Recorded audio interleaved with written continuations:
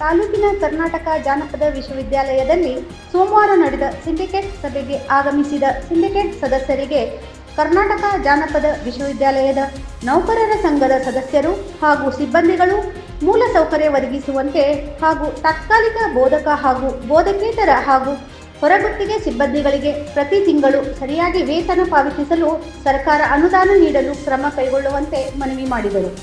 ಕರ್ನಾಟಕ ಜಾನಪದ ವಿಶ್ವವಿದ್ಯಾಲಯಕ್ಕೆ ತನ್ನದೇ ಆದ ಮಹತ್ವ ಇದೆ. ಇದು ಜಗತ್ತಿನಲ್ಲೇ ಏಕೈಕ ಜಾನಪದ ವಿಶ್ವವಿದ್ಯಾಲಯ.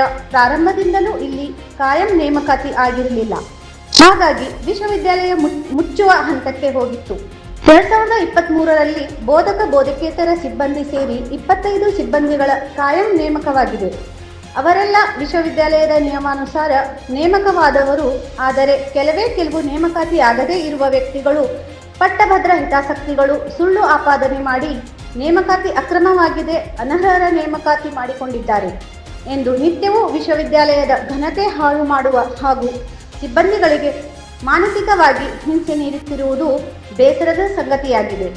ಹಾಗಾಗಿ ವಿಶ್ವವಿದ್ಯಾಲಯದ ಘನತೆ ಗೌರವ ಹಾಳು ಮಾಡುತ್ತಿರುವ ವಿರುದ್ಧ ಕಾನೂನಿನ ಕ್ರಮ ತೆಗೆದುಕೊಳ್ಳಬೇಕು ಹಾಗೂ ಸಿಬ್ಬಂದಿಗಳಿಗೆ ಸಿಗುವ ಮೂಲ ಸೌಲಭ್ಯ ಒದಗಿಸಿಕೊಡಬೇಕೆಂದು ಮನವಿ ಮಾಡಿದರು. ನೇಮಕಾತಿ ವಿರುದ್ಧ ಇಲ್ಲಸಲ್ಲದ ಆರೋಪ ಮಾಡಿ ವಿನಾಕಾರಣ ಮಹಿಳಾ ಸಿಬ್ಬಂದಿಗಳಿಗೆ ಮಾನಸಿಕ ಹಿಂಸೆ ಆಗುವ ಹಾಗೆ ಪತ್ರಿಕೆಗಳಲ್ಲಿ, ಸಾಮಾಜಿಕ ಮಾಧ್ಯಮಗಳಲ್ಲಿ ವಿಶ್ವವಿದ್ಯಾಲಯದ ಬಗ್ಗೆ ಅಪಪ್ರಚಾರ ಮಾಡಿ ನಾವು ಮಾನಸಿಕವಾಗಿ ಖಿನ್ನತೆಗೆ ಹೋಗುವಂತೆ ಮಾಡುತ್ತಿದ್ದಾರೆ.